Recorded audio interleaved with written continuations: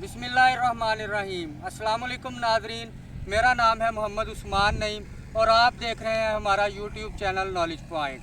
Knowledge point में हम आज आपके साथ रोई के इलाके की एक ख़ास फसल या ख़ास फसल तो नहीं हम इसे कहेंगे, ख़ास किस्म की जड़ी बूटी जो है उसका ज़िक्र करेंगे। ये आप मेरे हाथ में एक फ्रूट देख रहे होंगे।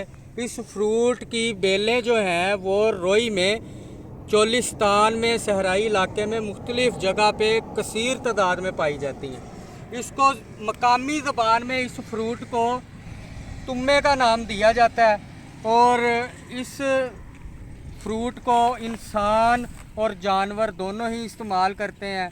जानवरों में मुख्तलिफ़ किस्म की बीमारियों के इलाज के लिए इस तुम्मे के फ्रूट को हम इस्तेमाल करते हैं।